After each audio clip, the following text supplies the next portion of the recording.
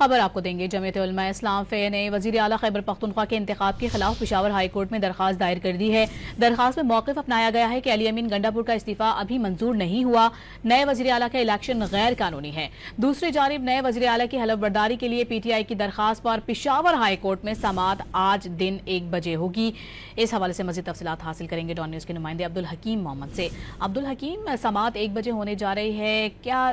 تفصیلات بتائیں گے ان خبروں سے متعلق؟ یہ جی بالکل، پشاور ہائی کورٹ میں پاکستان تحریک انصاف کی جانب سے جو درخواست دائر کی گئی ہے آرٹیکل 255 کے تحت، جس میں چیف جسٹس نے یہ التجا کی گئی ہے کہ وہ نو منتخب وزیر اعلیٰ سے کسی کو نامزد کر کے وہ حلف لیا جائے۔ دوسری جانب اپوزیشن اراکین کی جانب سے بھی کیسز دائر کرنے کا سلسلہ جاری ہے۔ اب سے تھوڑی دیر پہلے جمعیت علماء اسلام کی جانب سے کیس دائر کی گئی ہے اور اس کیس میں ہونے والے انتخابات ہے اس کو غیر آئینی قرار دینے کی کہا گیا ہے اور اس درخواست کو منظور کیا جاتا ہے یا نہیں، لیکن درخواست دائر کی گئی ہے پشاور ہائی کورٹ میں۔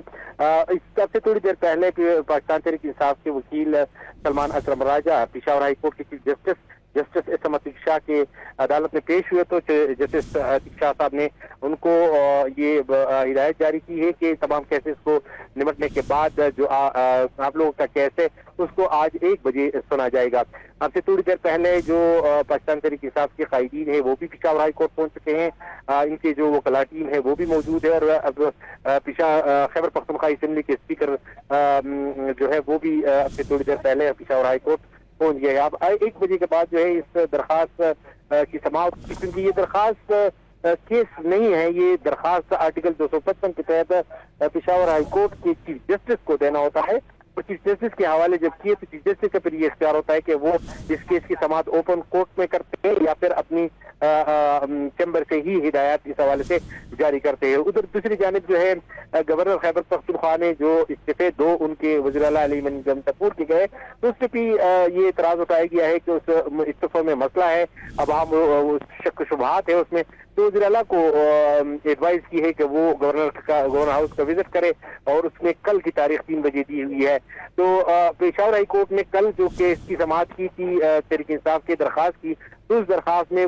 ایڈیشنل ایڈوکیٹ اٹارنی جنرل کو یہ حکم دیا تھا کہ گورنر کی رائے لی جائے اس حوالے سے کہ گورنر اس حوالے سے کیا موقف رکھتے ہیں۔ تو گورنر اگر یہ موقف رکھتے ہیں کہ جی وہ جب آئیں گے تو استعفیٰ کو دیکھنے کے بعد منظور کریں گے تو پھر تو پاکستان تحریک انصاف کا جو کیس ہے اس کی سماعت